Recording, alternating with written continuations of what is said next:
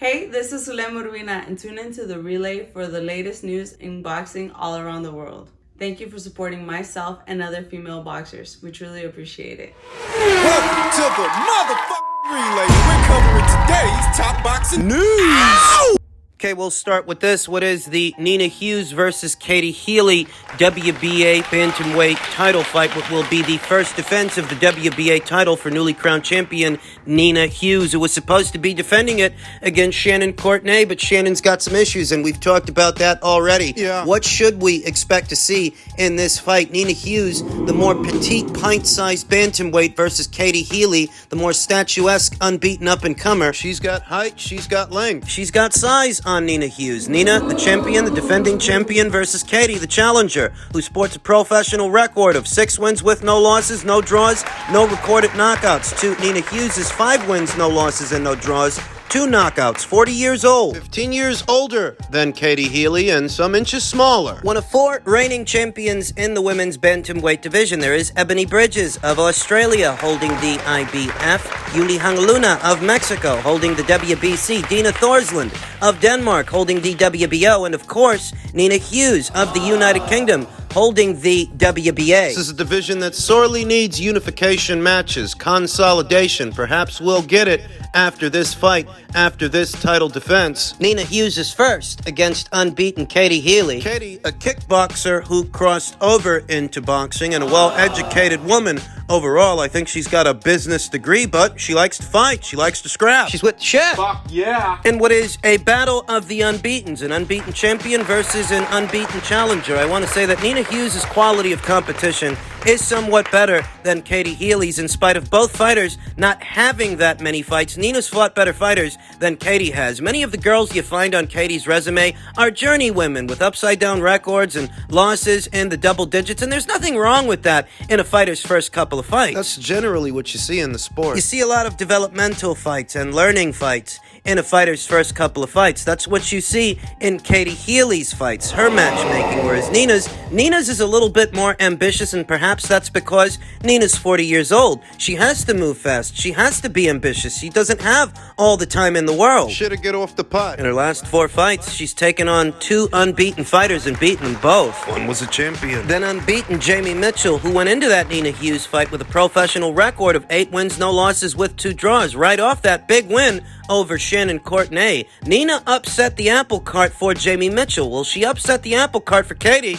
I think so. Here's why. Katie Healy stands in at approximately 5'7". That's tall for a bantamweight for a 118-pound fighter. Good height, good length. She's got decent fundamentals. Yeah. Not the best mid-range to inside. That's going to be a problem. That's Nina Hughes' sweet spot. Like many tall, statuesque, long and rangy fighters, you notice that Katie Healy's best punches are her straight punches from the outside coming in, whereas mid-range to inside, she does seem vulnerable. It's important. Because that's Nina Hughes' sweet spot. Nina Hughes, being as petite, pint-sized as she is, she has to get close to her opponent before she can do anything. She will. Having seen the tape on Katie Healy, she's not a bad fighter. I mean, she's put together to a degree, she is, but I'm not confident that Katie can keep Nina Hughes out behind the jab, behind the straight punches. No. I think Nina Hughes will be able to slip past it. Pass the jab to get close to Katie, at which point Nina will have the advantage. Nina Hughes, who fights out of a wide stance, jabbing her way in and stepping into that jab, inching closer to her quarry. Slight crouch side on, ready to bring over a backhand. I think she's a stronger puncher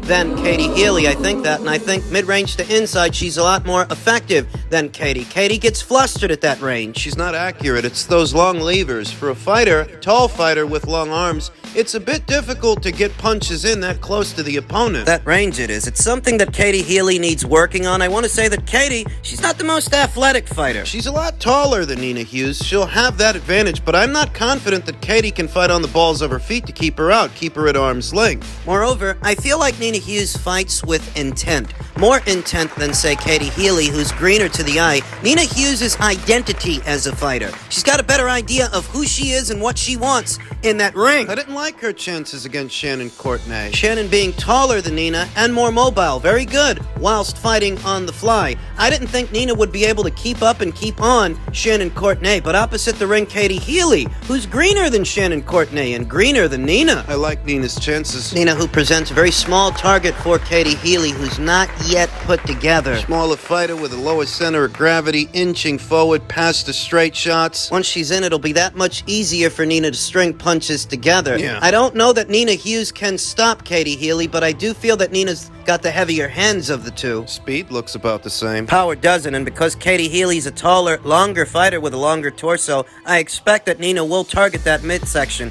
get some body shots in there. Mix them into the combinations. Trial for Katie is keeping Nina at arm's length, and the trial for Nina is getting within striking distance of Katie, and I think she can. Katie ain't got the fastest hands or the fastest feet. Not as good an inside fighter as Nina. Not as fluid with her combinations, doesn't show the same variety. From Nina Hughes, you see good body shots, good uppercuts, hooks over the top. I think she's got the right style for the assignment. I think she's going to end up keeping the WBA title. I have Nina Hughes, at minimum, winning a points decision against Katie Healy, behind being the busier, more accurate puncher. I think the pint-sized pugilist will stay WBA champion next month on the undercard of Sonny Edwards' Matchroom debut. One sentence, Nina Hughes just seems more put together to me than Katie Healy. They got close to the same number of fights, but there's more to boxing than what you see on paper. Needs certain ingredients to beat Nina Hughes, and while Katie might have one or two, I don't think she yet knows how to use them. Nina Hughes on points is the pick.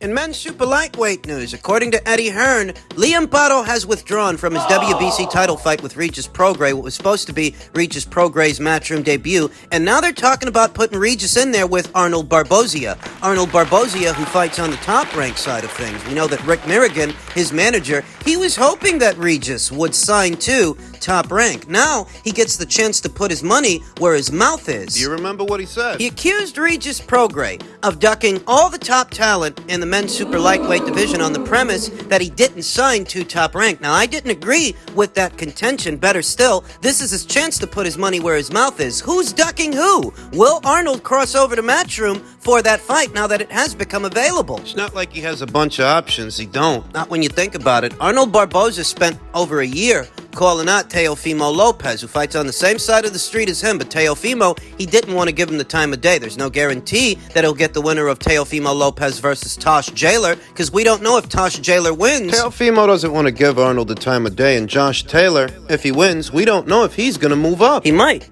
That's a possibility.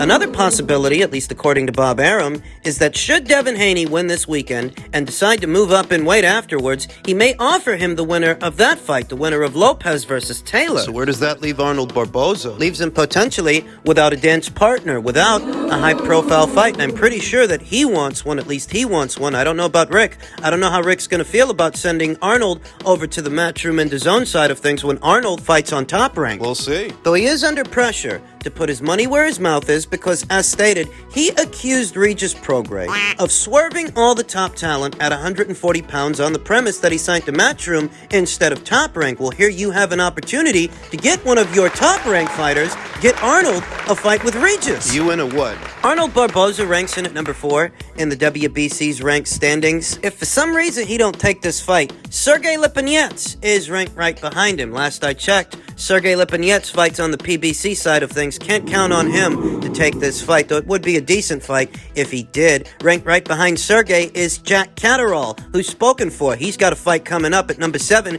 is Jose Zepeda, who Regis already stopped. At number 8 is Ryan Garcia. He just got stopped by Javonte Davis. So that rules him out. Ranked right behind him is former 2-division champion Jose Pedraza, who, unless I'm mistaken, is coming off a loss to Arnold Barboza in his last fight. Ranked right behind Jose is Stevie Spark, who lost one on the undercard of Canelo versus Ryder. Was that 2 weeks ago? They may have to get creative with the matchmaking if things don't work out with Arnold. Arnold would be ideal to stand in for Liam Pardo because he, like Liam Pardo, he is a southpaw, he is an unbeaten guy, and he needs an opportunity. He doesn't have very many alternatives. For Arnold, this would be ideal. Let's see if it materializes. Men's lightweight news, Bob Arum, on why Javonte Davis versus Shakur Stevenson won't happen now. How much they each want. Fighters used to fight years ago for small guarantees and on percentages. We're not gamblers to put up tremendous guarantees, probably to lose considerable money.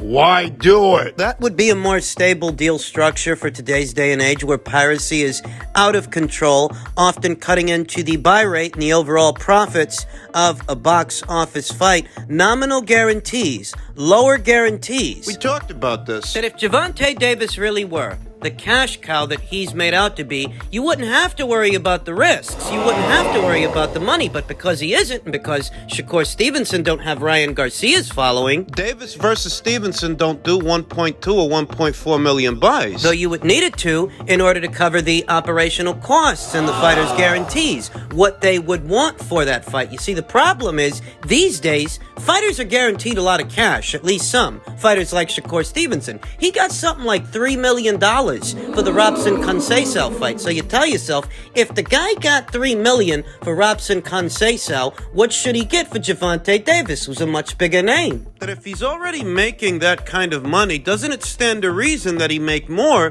to fight a high-profile fighter like a Javonte Davis? And what's Javonte gonna want? Because nobody wants to go backwards on the money, and because the fighters these days are guaranteed so much of it as it is, and because of market instability, that creates problems. That makes a fight like that risky to put on. And I reiterate, Javonte Davis don't got a big enough name to where he can carry that show and you ain't got nothing to worry about. You do. You don't want to spend a fortune putting that show on just to lose money. Nobody does. Nobody's in the business of losing money. As Bob Arum stated way back when, you'd give the fighters a nominal guarantee, smaller guarantees, for smaller risks, and let the fighters make their money from the upside of the pay-per-view. After it breaks even. Whatever it generates after its break-even point, well, that's pure profit to be split amongst the fighters. Now, the reason fighters are guaranteed so much money these days is because they're paid these minimums, these high contract minimums, in order to keep the talent on their side of things. If you see the Top Rank is paying Shakur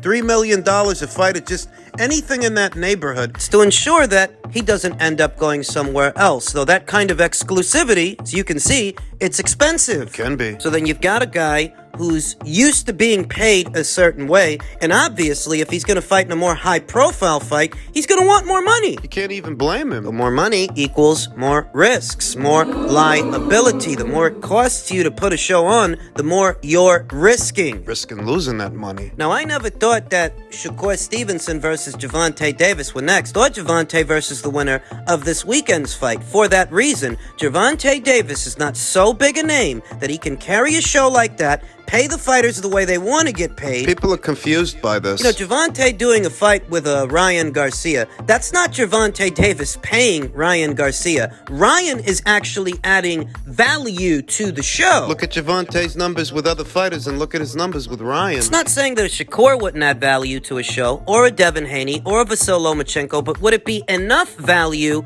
to get the fighters the kind of money that they want? That's the problem. They're gonna want a lot of money. Top Rank and the PBC have overshot it before with the Wilder versus Fury rematch. They spent way too much on that thing, and they ended up losing money. I don't want to go through that again. And on the heels of this win over Ryan Garcia, why would Javonte's handlers want to put him in a risky fight, a riskier fight, for less money? A riskier fight with a Stevenson or the winner of this weekend's fight. For them, it makes no sense. They're not gonna do it. It's all about expectation versus reality, what the fighters think they should get versus what they're actually worth. Ahead of this weekend's fight, Lomachenko says, it's more pressure for Haney. I'm the underdog. I'm the older boxer. This weekend's fight isn't an ordinary fight. It's not a regular ESPN fight.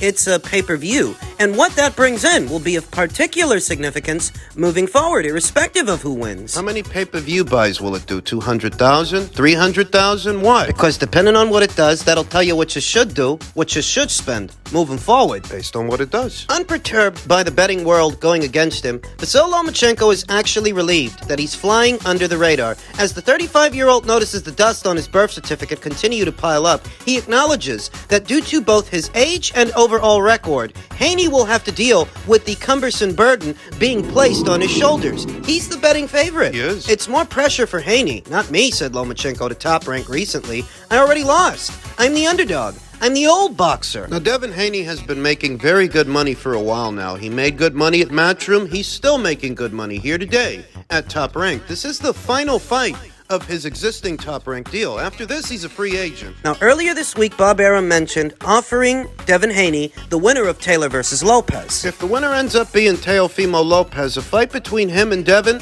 that's a commercially viable fight. That one is. But Josh Taylor, not so much. Not really, and not in America. In the sporting sense, it's a great fight. On paper, it's a great fight. But at the box office, what do you think Taylor versus Haney does at the box office? That's assuming Devin Haney wins this weekend, and that's assuming Josh Taylor wins. The Lopez fight is a more marketable fight, but Teofimo Lopez's head these days is a bag of cats. A lot of instability with that kid. It's always been that way, and it's getting worse. But it would be easier to sell Haney versus Lopez to Americans in the American market than it would be to sell Haney versus Josh Taylor. Devin Haney's own fight and his own numbers, whatever they're going to be, we have to consider that as well. I love Haney versus Lomachenko as a fight, and I will be purchasing that fight, that pay-per-view. But how many of you out there are going to do the same? Ideally, Haney versus Lomachenko would do robust numbers at the box office, which would spurt more interest and more fights moving forward. So it's not as risky to the promoter to put those shows on. Pay the fighters whatever you gotta pay them. Because, you know, they're good for it. They're good for the money that they want. In an ideal world,